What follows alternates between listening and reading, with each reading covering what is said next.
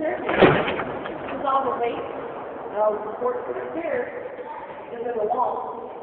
So that way, you can put a grander, bigger staircase in a smaller area. So don't have to worry about the support for the knee taking up room.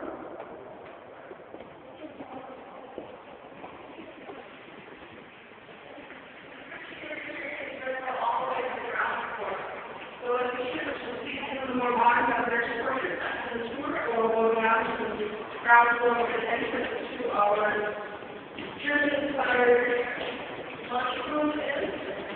That will be on the ground floor as well. You can take the staircase to the wall floor.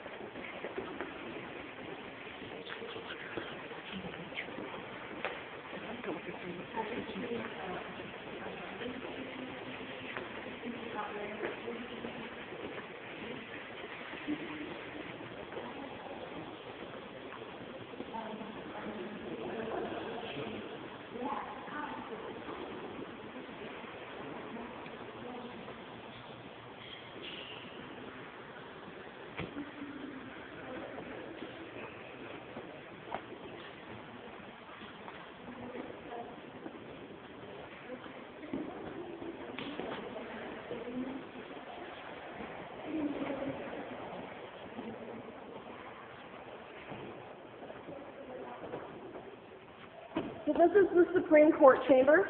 This is the highest court in Minnesota.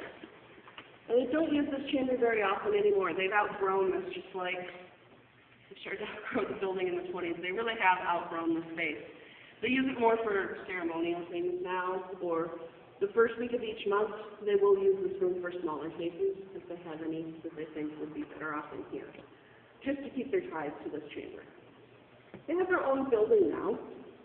When you leave today, you'll probably go out the front doors, and then there's the big steps up front. If you look to your left, there's a gray building with pillars on the front. That's actually the Judicial Center. That's where the Supreme Court is based out of now. Now, should you have a court case that gets to this level, you only have an hour to state your case. And you don't even get that full hour. You only get half of it. The other side has to state their case. You get half an hour about to state your case in front of the 7 justices. When this building was first opened, we only had 5 justices.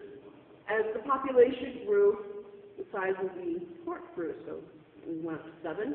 At one time, we actually had 9, but in 1984, that put into effect a Court of Appeals, one step below here, so that at that time they were able to contract the court back down to 7. And usually you can see those changes in the desk up front, because there are 5 perfectly matched sections of bench, and then 2 slightly darker, and then slightly lighter again. So the colors of the wood actually changes colors from where they made the courts grow and shrink. So the function of this room is pretty simple. It's a courtroom. That's one of the reasons that instead of having a balcony above us, where you would sit and watch the proceedings, a courtroom is a little more intimate than, watching the chambers of the House and the Senate. So that's why you sit, the people that would come and watch, sit on the same level as the justices. That's also why you can come and watch a Supreme Court case. You are allowed to come and watch Supreme Court cases, but they do ask that you stay for the entire hour. Questions so far? The paintings here are pretty different. These were all done by the same person. And these actually, instead of being themed something to do with Minnesota, they're actually law themes to match the chamber instead. So in here, the one behind me above the justices bench is Moses receiving the 10 Commandments, that inner moral law and conscience.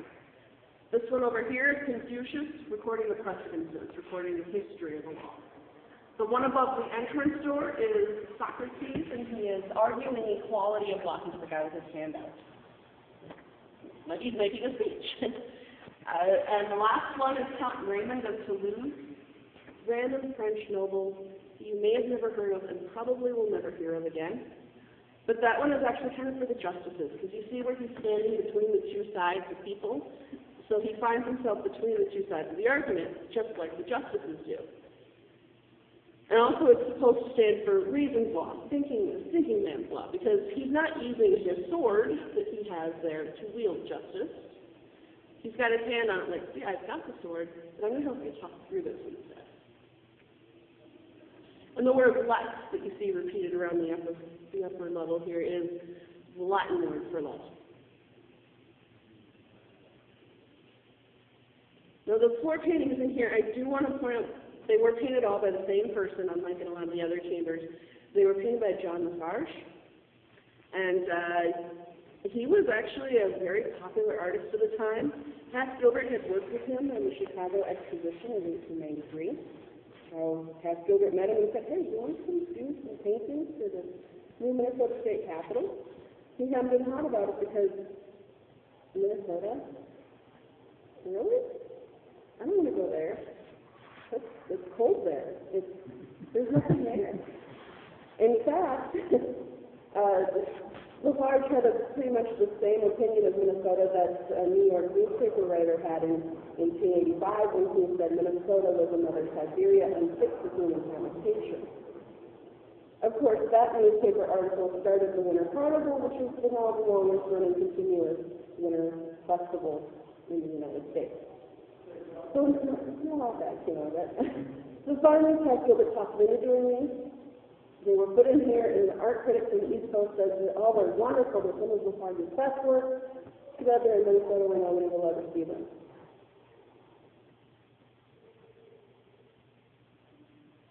Hopefully, the East Coast opinion has changed.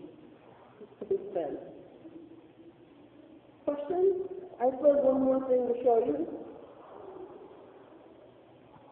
If you'll go back out in the hallway and exit the gate behind us.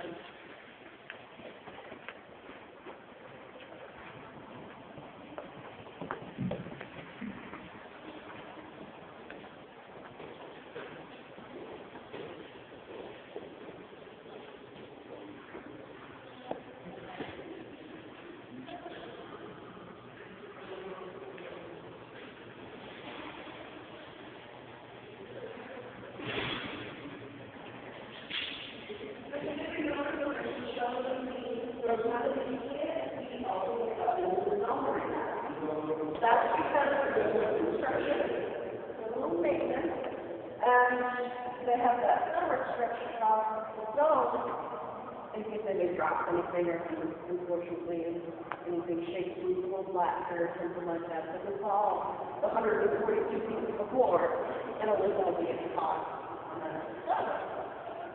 This means both of the doors are chandeliers. So I'm going to take you down to the first floor, to the north corridor, and show you our chandelier up close. So there's a little bit of a unique experience. Normally you don't get to see the chandelier up close.